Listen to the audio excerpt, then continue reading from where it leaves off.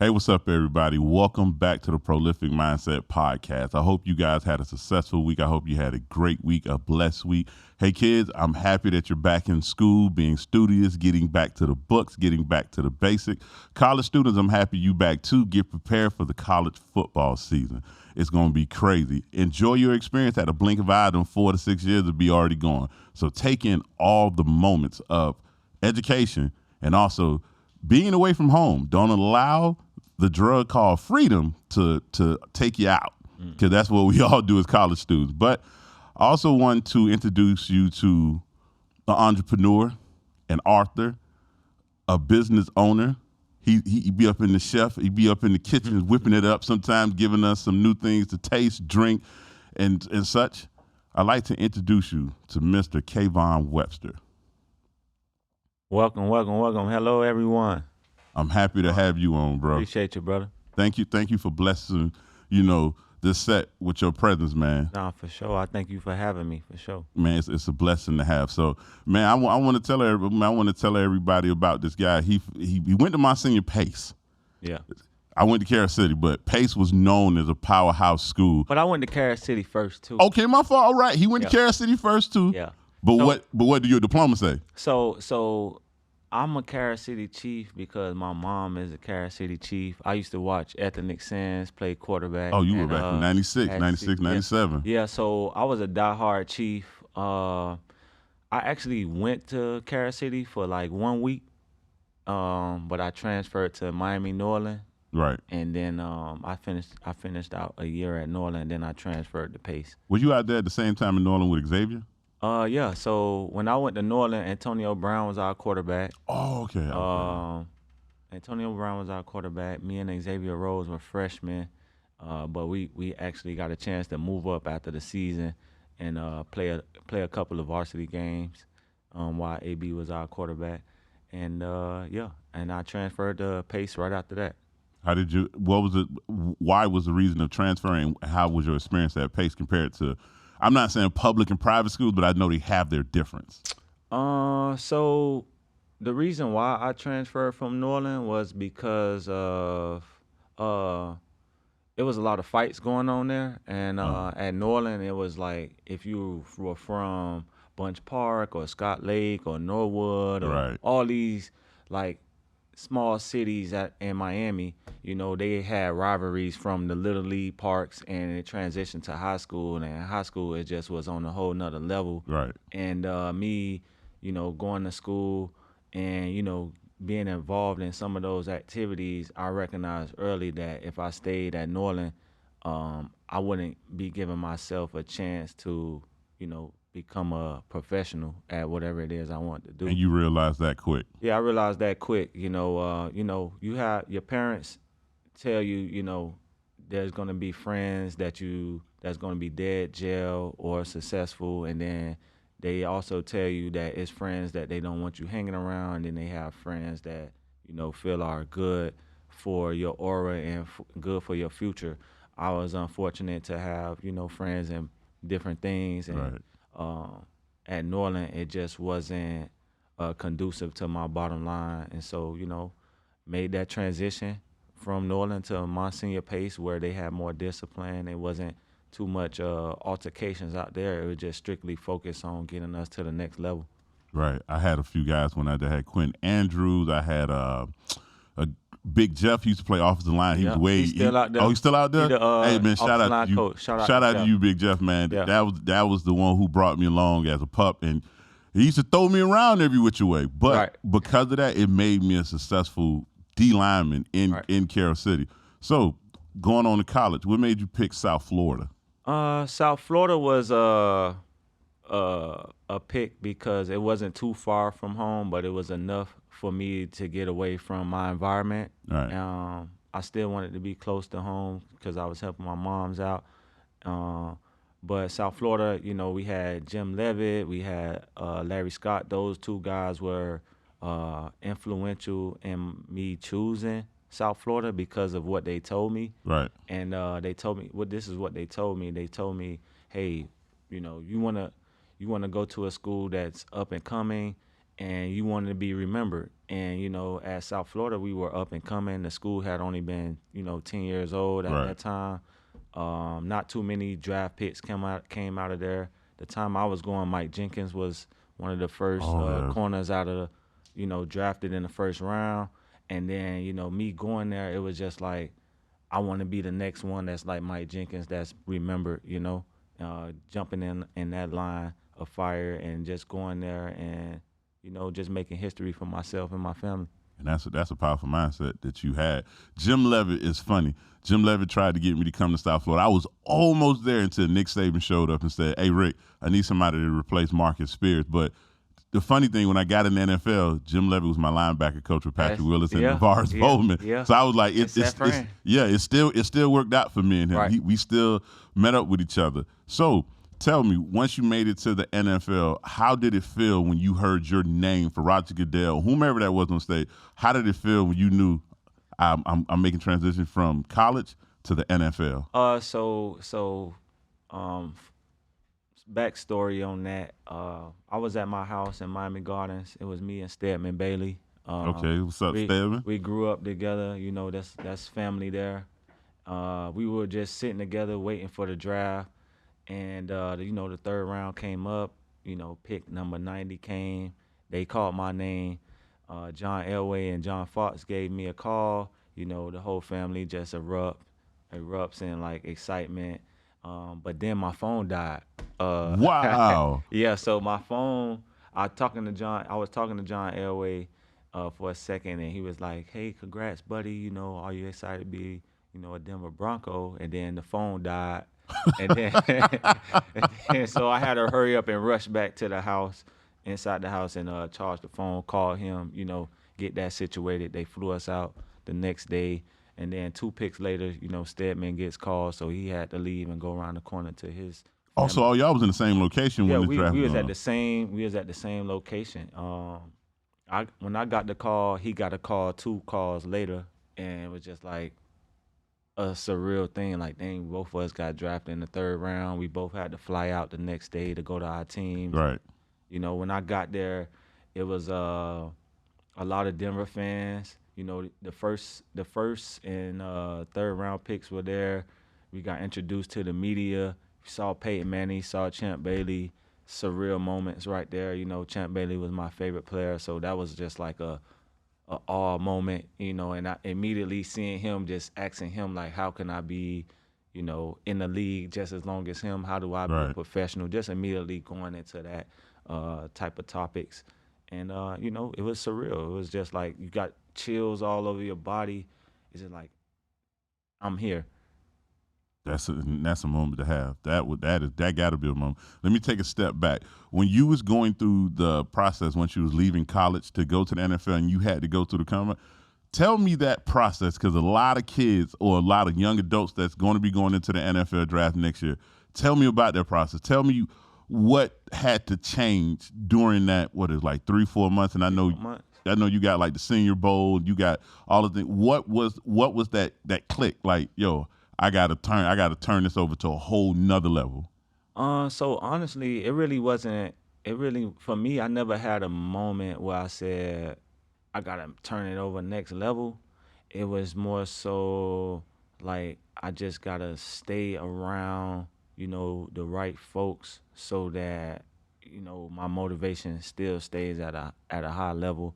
I always trained with Antonio Brown for about 8-9 years. Even when he was in the league, I was training with him. So that always had my motivation going high, because I'm like, damn, if I'm training with him, then You I already can't let nobody else do nothing. I can't let nobody else get off on me, basically. Right. Because like he from the crib, right. he the best one from the crib.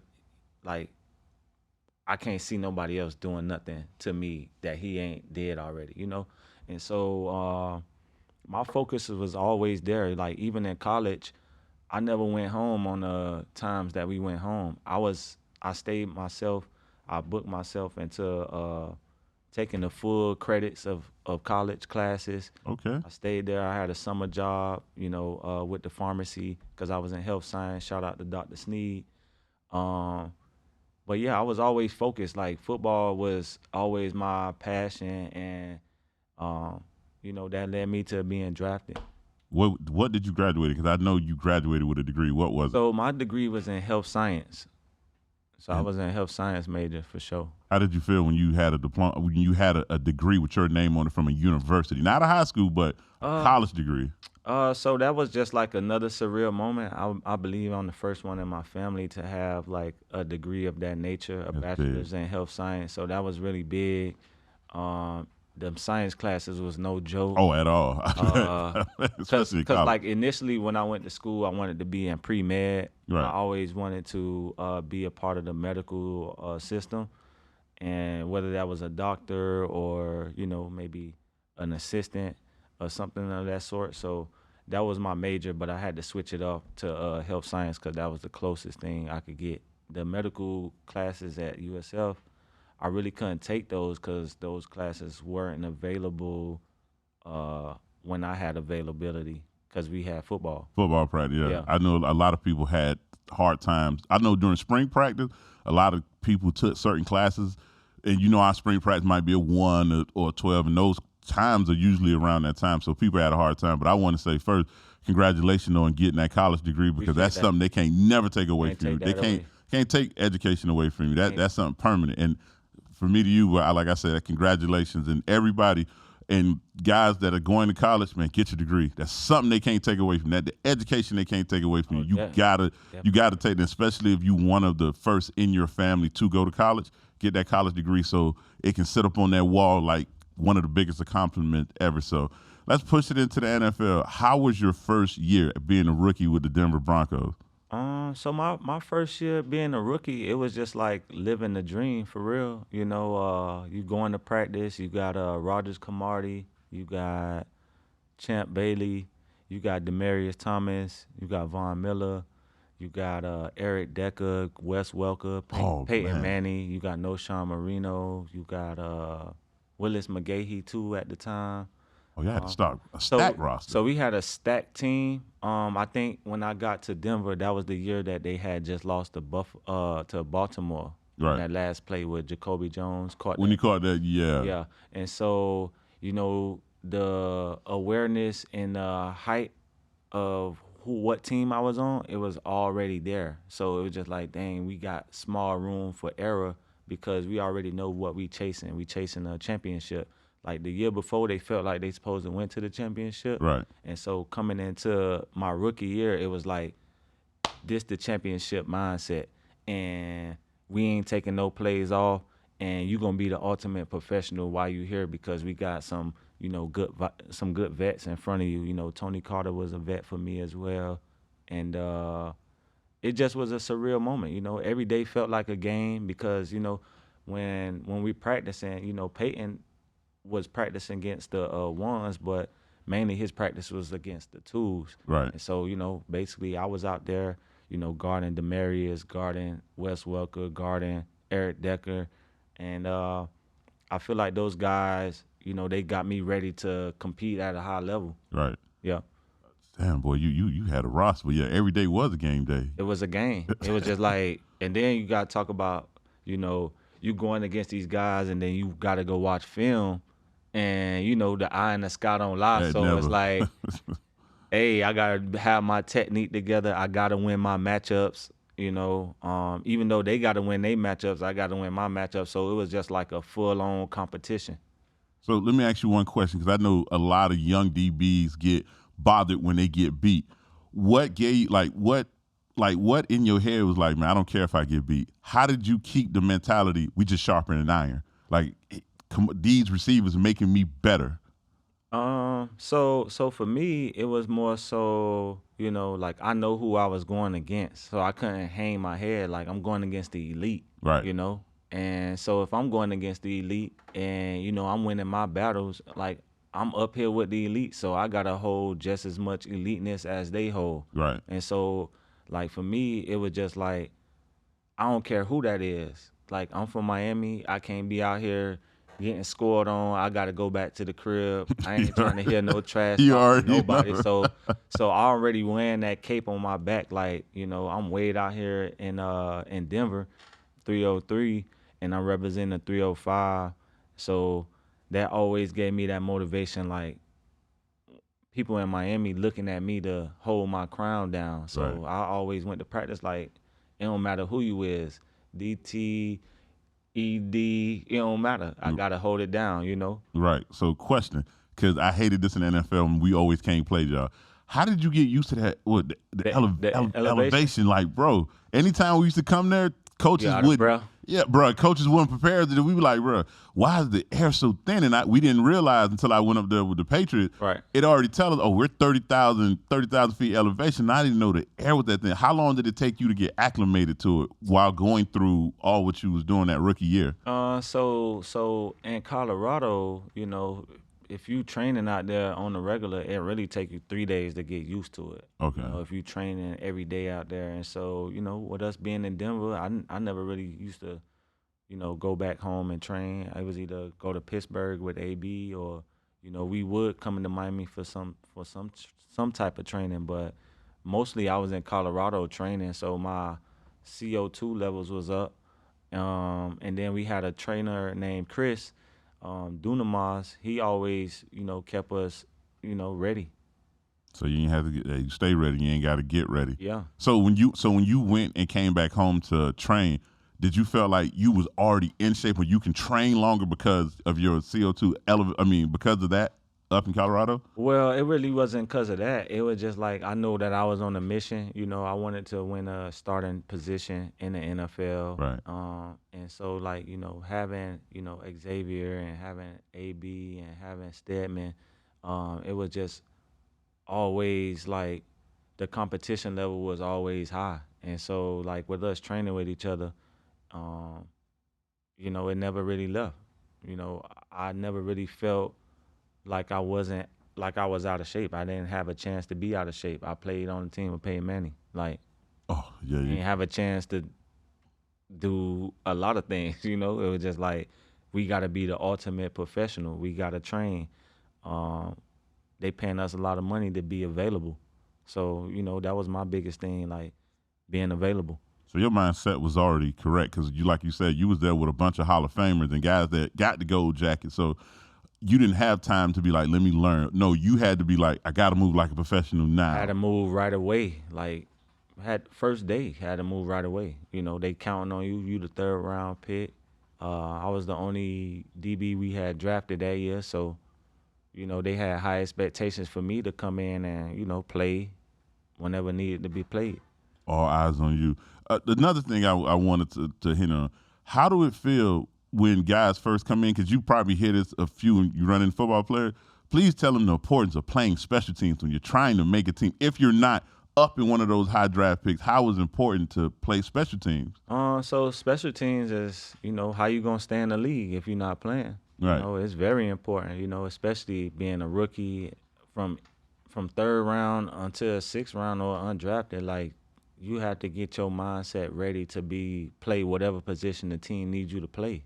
All the selfishness has to leave, and you have to do what's best for the team. You start recognizing that it is a business, and the business gonna do what's best for the business. And the best way you could be available for the business is, you know, buying into the team philosophy. You know, being available and playing whatever position the team needs so that the team can win. Because we're trying to reach this ultimate team goal.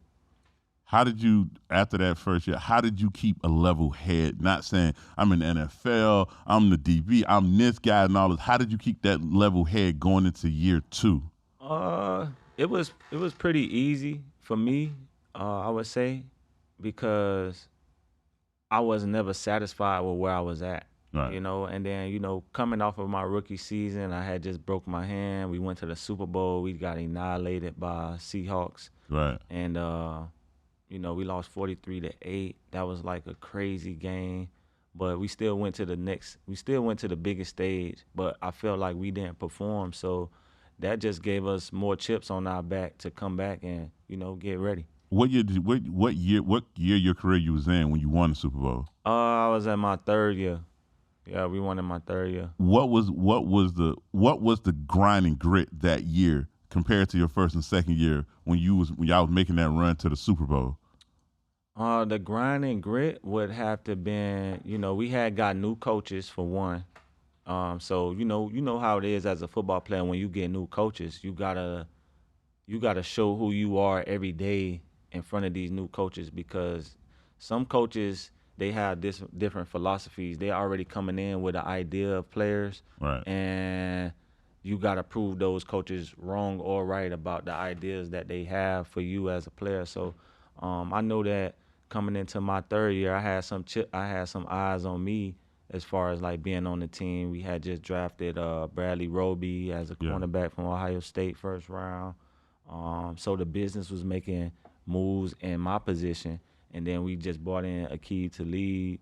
We had Oh brought in yeah. T.J. Ward, Darian Stewart. So our room was changing as far as vets, and that just made me say, do I want to be a Denver Bronco uh, for a longer period of time? So I had to put the work in, and so during my off season, training with AB, training with, the receivers that he's putting together to, come out and train.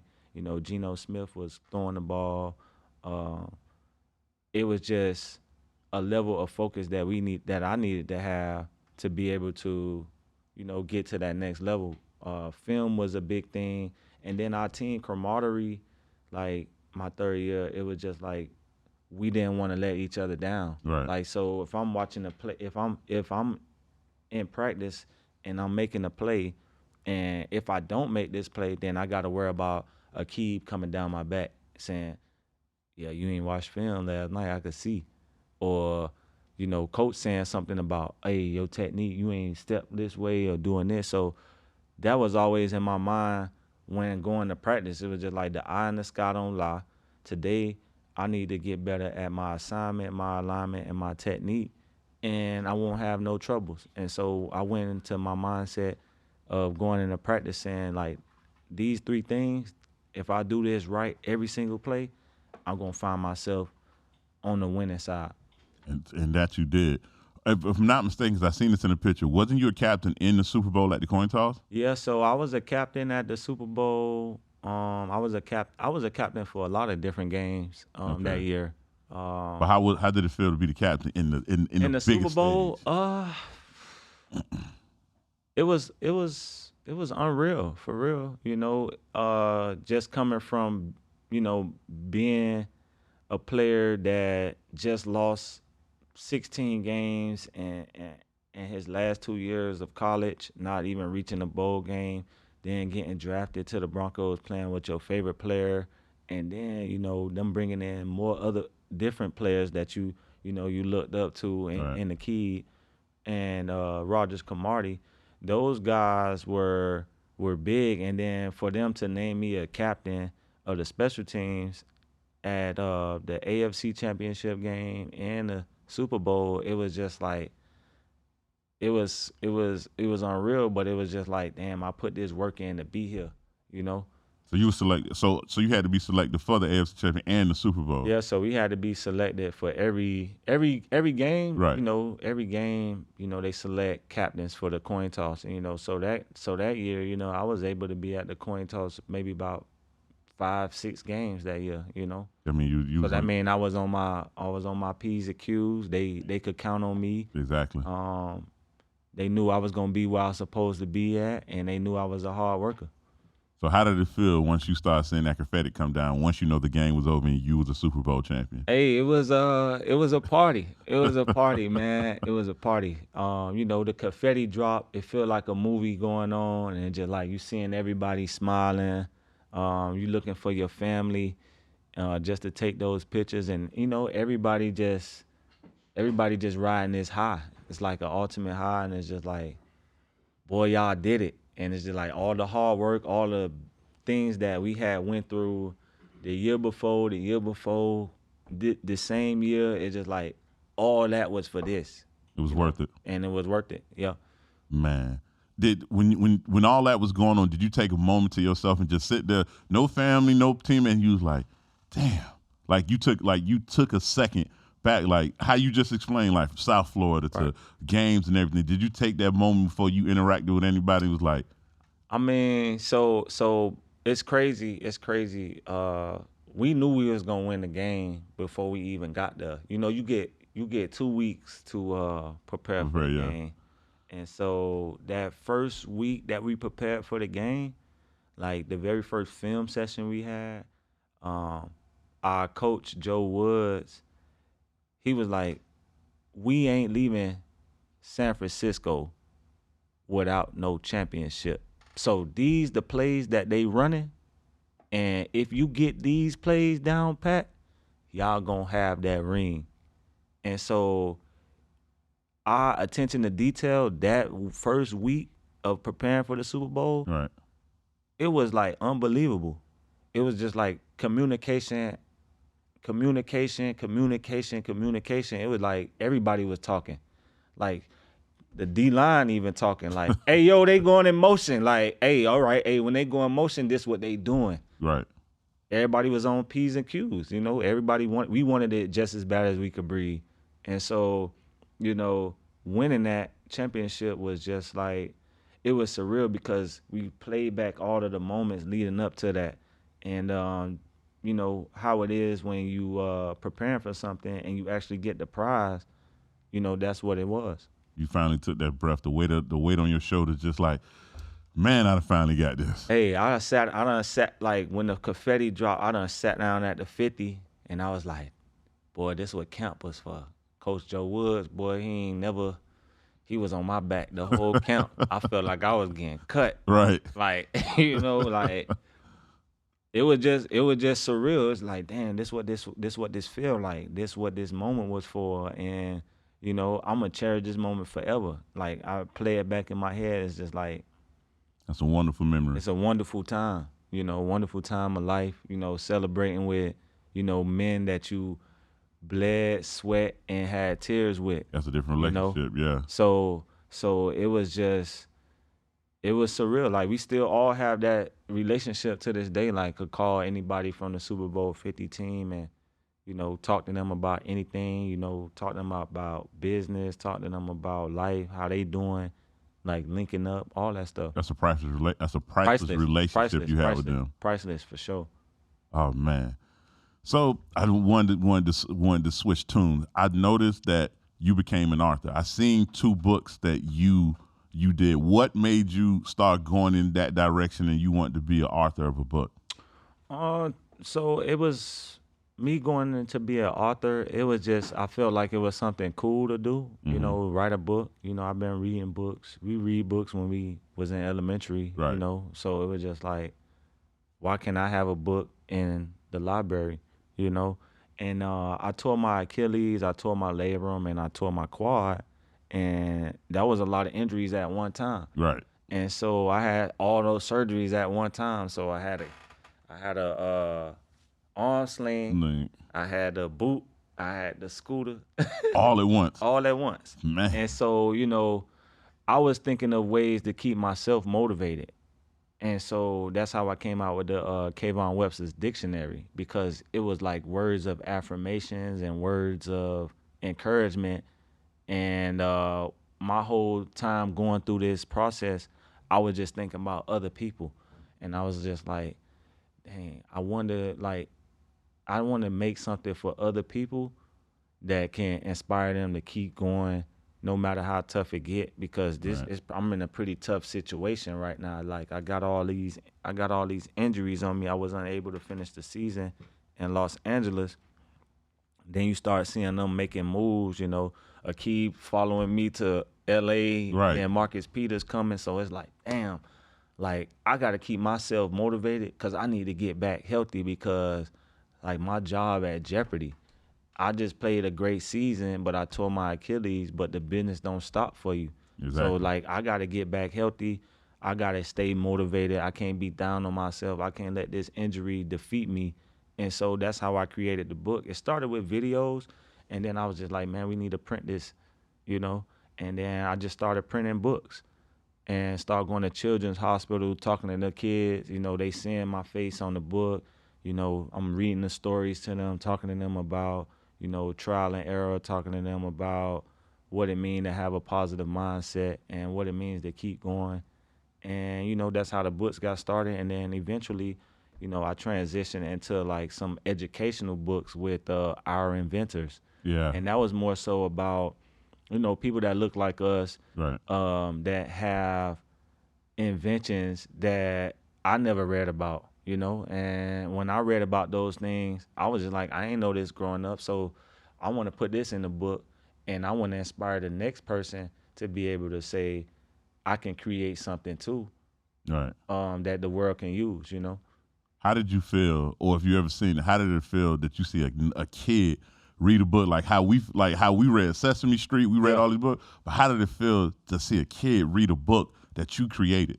Um, it just felt just like the Super Bowl again, just seeing school. Like I've had the book placed in places that never thought to even visit. Like I had a school in Utah purchase 100 books. Oh, I had a okay. school in Rhode Island purchase 50 books and send me pictures and stuff like that. So, you know, seeing the message get out to these states that I had never really even planned to visit, but I Right. did visit, it was a Super Bowl winning moment for me because I know like there's people out there that just taking my message and saying, I want to be great too. I want to be just like Kayvon, or I want to be like, I just want to be great. And Right. so me giving them words to want to be great and do something with their life, is priceless as well.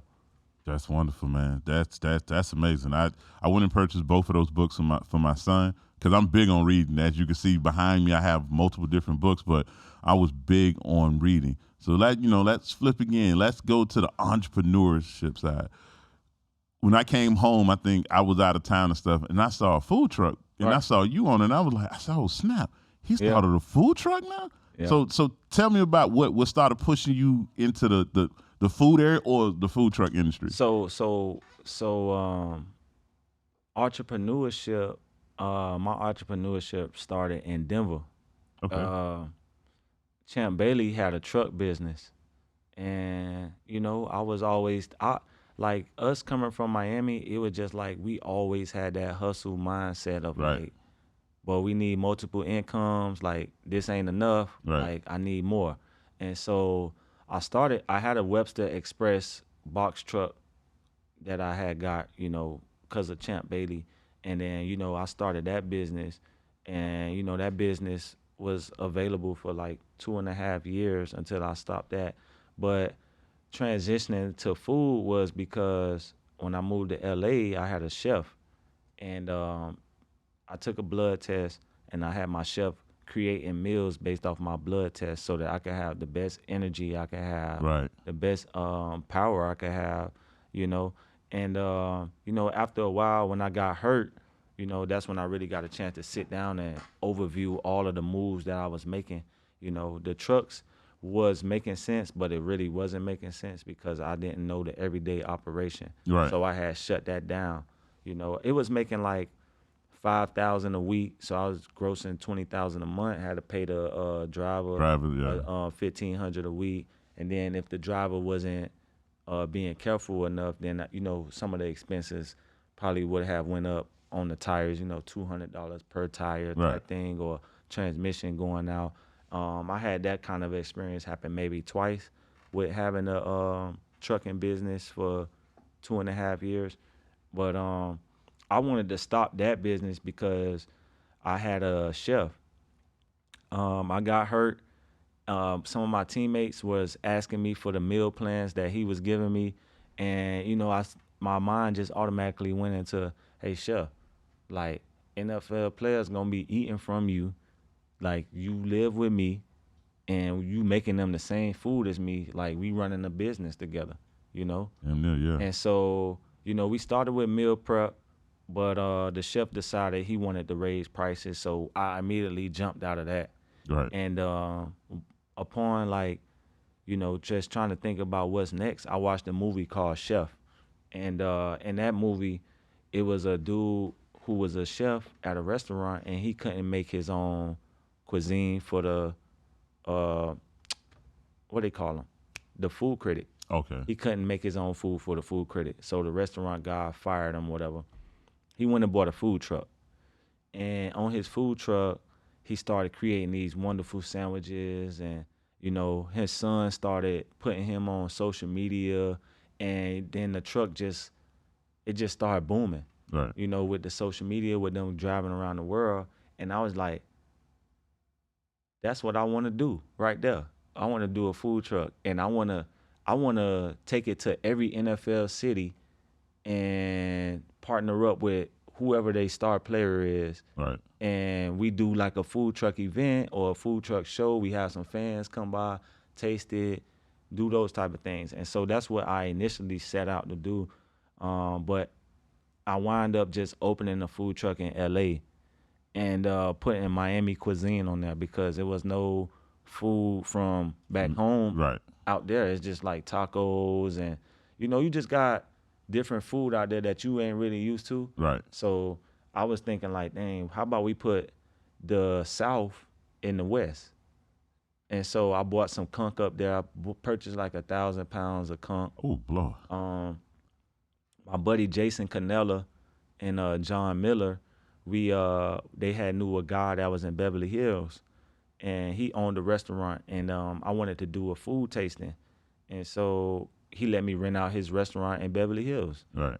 And for me, being a kid from Miami, you watch the TV, you see 90210, and you like, hey, there's some movie stuff happening. I'm in Cali right now. I'm in Beverly Hills. I'm renting out this restaurant, but I ain't spending no money. The guy just loved me so much because I played for the Rams. He was just like, whatever you need, I'm at your service. I want to see you succeed. I want to see you do it. And so I had an event, booked out a DJ. Kyra Chaos was my DJ. She was DJing at that time. Shout out to her. John Miller and Jason, they helped me curate the event. And then, my chef Terry, he was the chef there. So we just started passing out these cards about what the menu was going to be. Everybody had, tasted the food. They left reviews, and the restaurant owner was like, "Hey man, what you selling? Because you just packed out this whole event in like less than a week, and I just told you about this a week ago." Right. And so, that's what made me transition into doubling down on the food, So around that time, I got released from LA, and I still had the food truck out there. So I was out there rehabbing still. I took the truck on a little tour in LA. I was jumping out with food at businesses, going in there, like talking to the owners of the business, saying, "Hey, I know you don't know who I am, but this is who I am. This is what I offer. I would love to be a vendor for you, like throughout the week or whatever day you feel like, you need food for your staff." Right. And I was able to book about 2 to 3, businesses that was gonna be consistently buying food from me throughout the month. So I already secured, 3 days a week. So that's 12 days a month that I was gonna be getting paid from the food. Right. But then I got picked up by Houston, and I was unable to manage this because my whole team was counting on me to show them around LA, because they were from Miami. Okay. Of course. They didn't know anything about LA. So I had to shut that down, go to Houston, and then, I still wanted to keep my truck because everybody was asking that was from Florida. They was like, "Man, I want to come to Cali to try your truck." And I'm just like, "Nah, I'm going to just bring it down to Miami." And, I bought the truck down to Miami in 2020. Pandemic happened. Right. So people weren't going out. I was taking the truck to like breweries and things like that during the day. I had it posted up somewhere that was actually I had it at my house for 3 months in Miami Gardens. And started pumping traffic to it. And then when I knew I had something, it was just like I would sleep one day at 3 a.m, and then I had customers coming to my house, knocking on the door, like, cause they seen the truck and saying, "Hey, you don't got no vibe punches, or you don't got no desserts on the truck?" And I'm like, "Yeah, we gotta move this from here."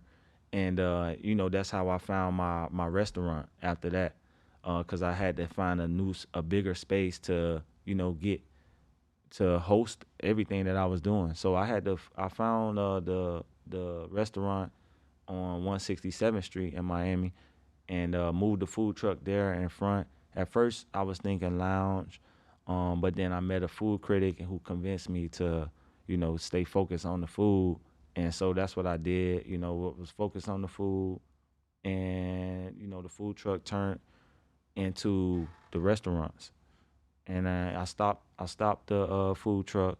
It would just start doing like little events here and there, and then I was just full blown into the restaurant. Your transition. How was your transition when you knew those times was coming? Like you saying, the business is gonna run, the business is gonna be the business. How did you adapt, or did you already have stuff in place when you said, "Yo, I'm gonna hang these cliques up. I'm gonna start really locking in on this food." Uh, so I feel like everything that I was doing, I always was locked in on everything that I was doing, even football. But I noticed, when you have people who don't really have experience on your team, Mm-hmm. you trying to do your very best to support them with making certain decisions. And so I had to hang up my cleats because the people that I had on my team, they wasn't really educated in certain areas that I needed them to be Right. for me. And so, I just had to put a halt to training and, step into business and start, directing how I wanted my money to be spent and what it's being spent on, and Right.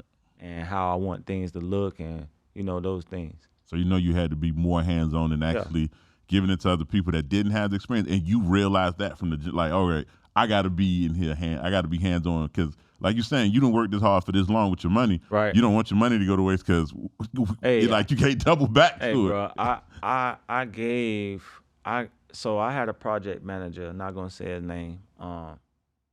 Let him project manage. Told him, hey, I got 20,000 for the project. This what I want done. I'm training at this point. I done went to Jacksonville for a workout. Right. Come back, whole roof gone. The Oh, roof damn. gone, the ceiling in the restaurant gone. I'm just like, dang, I can't even be gone for a day or 2 days without you making a financial decision that's like this. So you done spent 20,000 on the roof and you ain't got no excuse. So it's like I need to be more hands on in my business because the restaurant business it's crazy. Like it's not what everybody it's what everybody say. Right. It's a tough business, And Right. so and in order for it to not be tough, you need to have a certain things in place like systems, teams, and the vision. So once that happened, you knew you had to be hands on. What's some of the lessons you learned in the beginning stages once you hung the cliques up? And you got to know. Tell me a few of the lessons that you learned while you was building out, while you was doing the food truck, and you was getting into that first restaurant. Uh Same lessons that you learn in football. You need discipline. Mm-hmm. You need a game plan, and you need to be positive, and you got to work hard if you really want it. Nothing gonna be given to you, and so the lessons that I learned was, I did need to be more involved in my business, hands on, wise from every aspect. I needed to be more vocal. I really wasn't vocal because I had different people like in places to be able to talk to, the contractors or talking to staff because as a NFL player, it's like people always trying to get over on you because once they hear that you was in the NFL, it's like the price go times Goes up, 10, yeah. you know? And so I recognized that early, and, I just had certain people speaking to certain people so that the prices on certain things that I was getting wasn't maximized because of who I was, I just Right. wanted, I used my team to like not really speak on my behalf, but to speak on the project behalf of what need to get done so that it can be they wouldn't be attacking me financially. So you made them front people so they Right. could see them and not you, the Right, right, NFL right, player. right, right, right. That was a smart move. That was a smart move.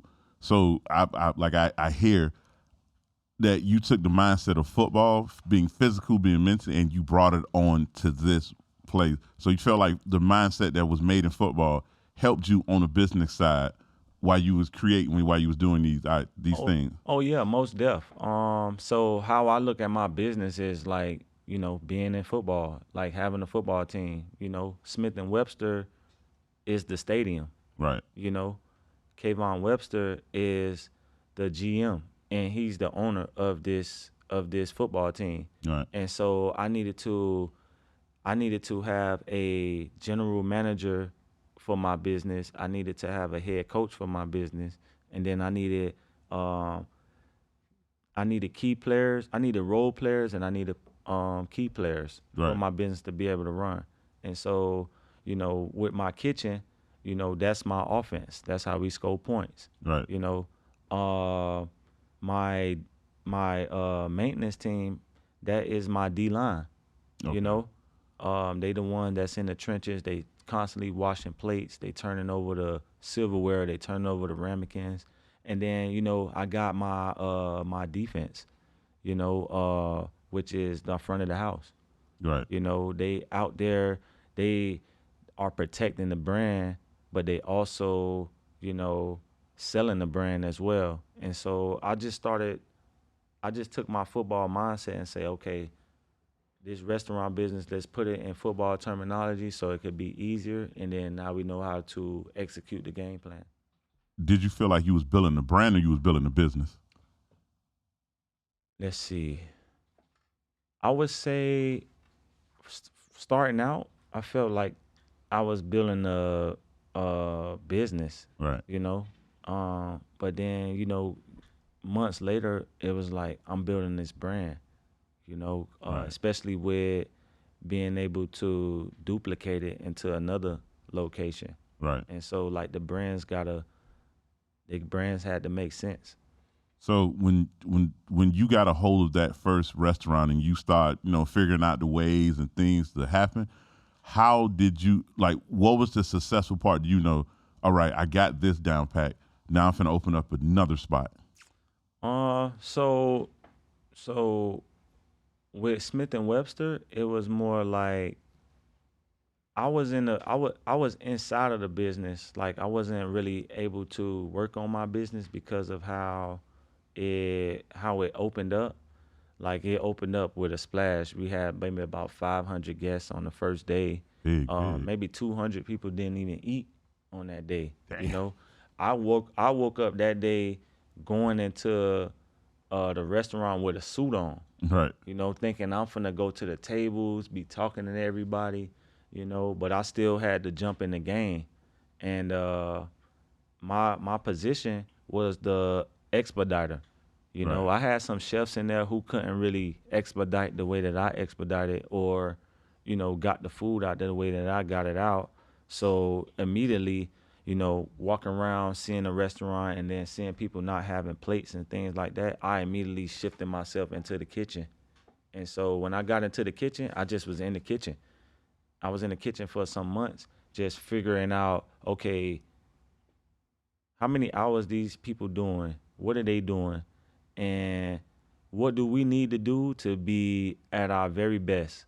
And that right. and that was my mindset of going into the kitchen. So I was at the expediter. I was sending out food to all of the tables, Yeah, making sure that all of the food come out at a reasonable time, not 40 or 30 or 45 minutes or an hour. right. I was calling out the food for the chefs to make, and then I was actually dressing the plates up, to send to the table. So you had to come up out the suit, the 3-piece, and had to Oh pull them yeah, sleeves up. yeah, for sure, for sure. Definitely had to. It took me 3 years to even be right here to talk to you about not being inside of the operation, but now I'm on the outside of the operation, still like, you know, fixing things here and there. Little tweaks here and Yeah, there to little the tweaks. business. Yeah, yeah, yeah. I remember the first time when I came to your restaurant in Coral Spring, I saw you in the kitchen. I said, let me see if Kayvon here. And I saw you in the back. I'm like, oh, he's really hands on. Like he's really inside of the kitchen. When I saw that, I was like, okay, he ain't just put his money in this. No. He is like he's going to run the same way how I said you ran like you're running this like an organization. Right. It came natural to you to get in that kitchen Yeah, so the kitchen is very important because um, you spending thousands of dollars on food every week. You spending maybe like anywhere from 4 to 10,000 a week on food, depending on how big your restaurant is. Right. And the reservations you getting. So me personally, I'm looking at it like, okay, I'm spending $20,000 a month on food. Whew. So, like, I need to make sure that I'm getting a return on this. Right. I need to be able to calculate my waste. I need to know what I'm losing. I need to know what I'm gaining. And I need to know how I'm going to be able to pay for all these things that come with the restaurant and the food and the drinks. Those are mainly the things that we making food and drinks that paying for, the chef salary, the hourly workers, the front of the house staff, the back of the house staff. So all this food that we buying that's $4,000 or $10,000, this stuff is equating into people real salaries. So I wanted to make sure that I knew everything about my business from the prep side of it, to operational side of it until we close. So I pretty much know opening and closing. Man, that mean you was in it. That means you was in it. Is there something that you want to tell the fans or the viewers about both of the restaurants? Tell us where both restaurants is so we can get people to go in it, sit down, enjoy a good meal, and enjoy the food that you present. For sure, for sure. So, if you in Miami, you should go to Smith and Webster. It's on 486 Northeast 167th Street. It's right by Krispy Kreme. It's in North Miami Beach. If you're in Broward, I would say go to 4372 North State Road 7. That is located in Coconut Creek, and you can find us in Turtle Run Plaza. Coral Springs is open Wednesday through Sunday, and Miami is open Thursday through Sunday. But we're actually moving to Monday because we do have a football plan that we want to start advertising. Monday Night Football? So at the restaurants, we're going to start, showing football games Thursdays, college football Saturday, and NFL Sundays once the season starts. Well, hell, I got me a spot now, Yeah. right down the street because I stay in Parkland. For sure. I'm not too far. So for the social media people, for you and for the business, what are the handles? So Smith and Webster is Miami location, and Smith and Webster Coral is the Coral Springs location. Okay. On Instagram. Okay, cool. So everybody, you seen he gave you the address. You seen where he told you to go. Go support, man. Go sit down, get you a good meal, have a good time. Hell, you might see him then. You could chop it up with him just like I chopped it up with him today. You probably can learn something. You might want to get into restaurants or, get into entrepreneurship. And you just heard today some of the things that he learned, some of the things he mastered, and some of the things he's growing on with the success of being an entrepreneur, being a successful football player, being a successful author. Man, I can go all day what he hasn't been successful on, but he has in every perspective. Guys, it only take a few seconds just to go out there and support. I'm glad all you guys tuned in today. You can come find us. If you want to email me, the prolific mindset podcast at gmail.com. You can also find us in Apple Music. You can also find us on Spotify, YouTube. You can also find us on Instagram that we have, the Prolific Mindset Podcast on IG. And come in, man. We're going to post this. We're going to make sure, chop it up, but make sure you hit them restaurants and make sure you get on Instagram. And as always, let me leave you with a great mindset. Consistent elevation caused expansion, the prolific mindset. See you next time, baby.